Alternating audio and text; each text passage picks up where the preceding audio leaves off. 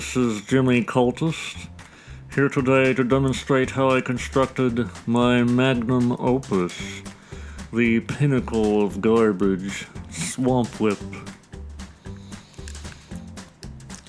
The actual process was, very simple, not nearly as complicated as some people might think.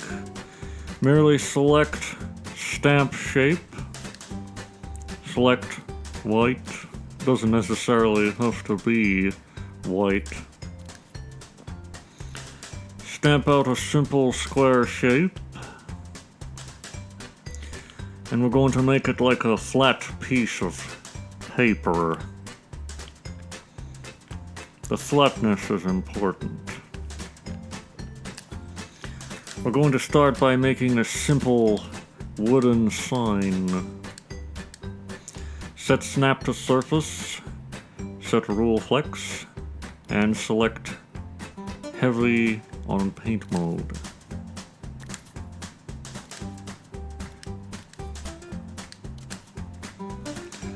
Now that that's done, we'll merely draw out the shape of the sign.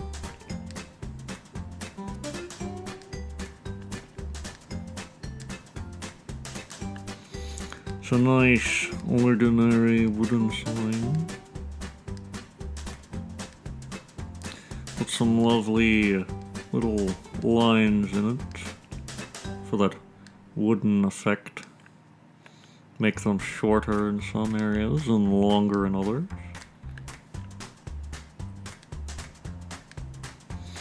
And we'll add a little backboard to support our sign. Make it nice and even.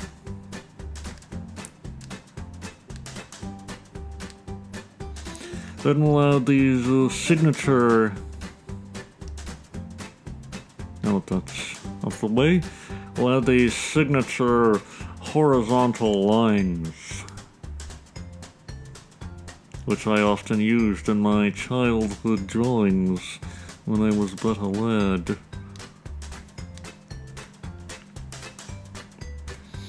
This is a good way to imply shading. Some people described it as Victorian. I didn't actually know about the origin of this methodology.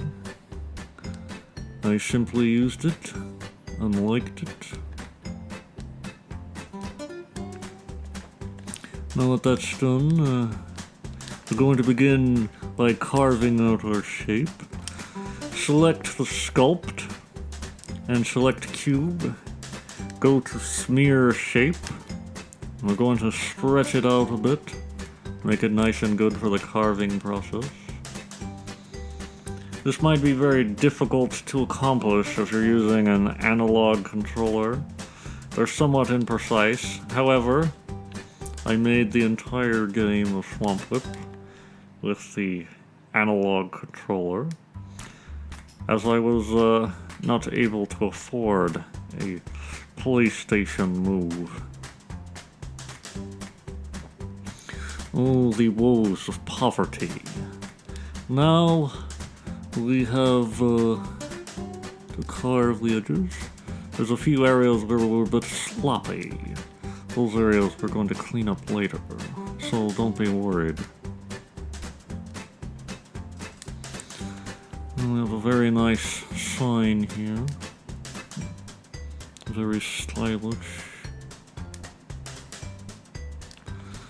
And now that that's done, we're going to select the wedge shape. Stretch it out a bit. We're going to carve those little grooves in the wood.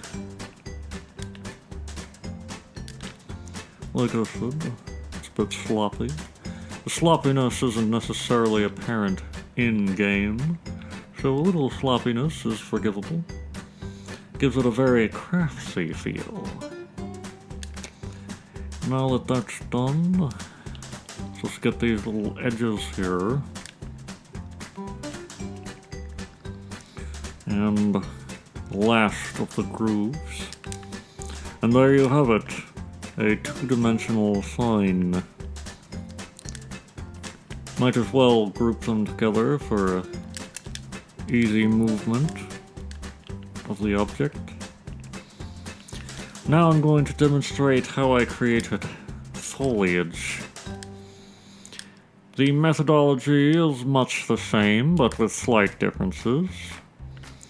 Again, we're going to need the stamp shape and make a nice flat sheet of material on which to draw our little painting.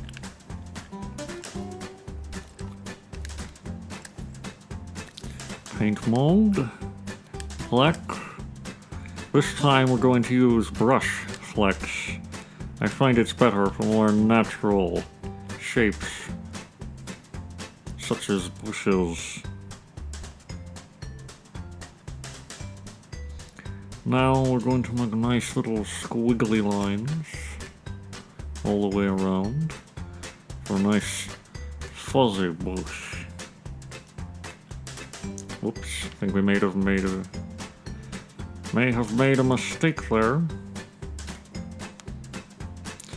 Now that that is done, we're going to carve out our bush shape using a cylinder. Don't forget to set the smear. Make the cylinder nice and long for the sake of easy access and carving. Once again, a little sloppiness, but it's forgivable. Hardly noticeable in the actual game. I managed to construct the entire game in a matter of days, so this method is actually quite simple and easy to learn. I originally developed it because I was curious as to whether a two-dimensional game of this nature would be easily constructed in Dreams. Little did I know that not only is it easy, but it is somewhat easier than making a normal game, with a more traditional style. Now we're going to make a separate painting and paint these little wavy lines on the inside. Give a nice impression of a bush. Then we're going to add the horizontal lines.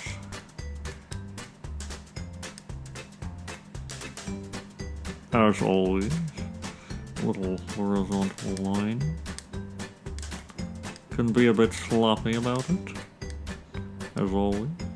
For that hand-drawn feel, you want to be just a little bit creative in your methodology.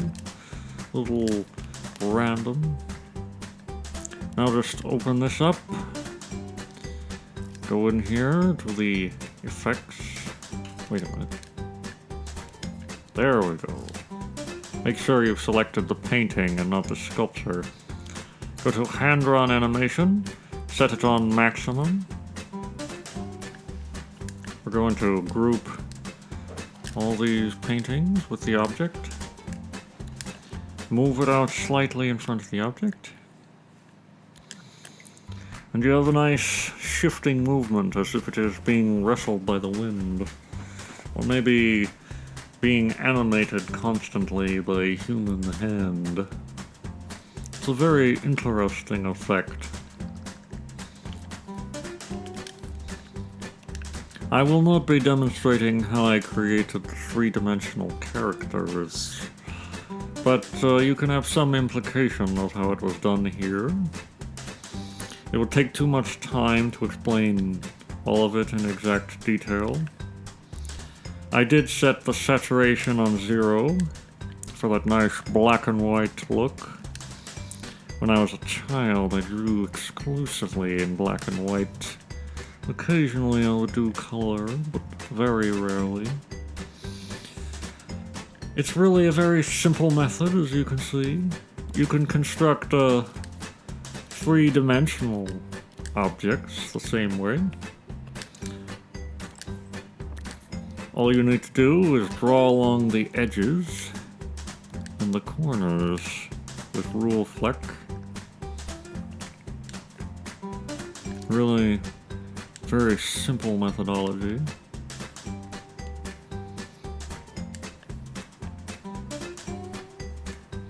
Absolutely nothing to it. Just add the horizontal lines.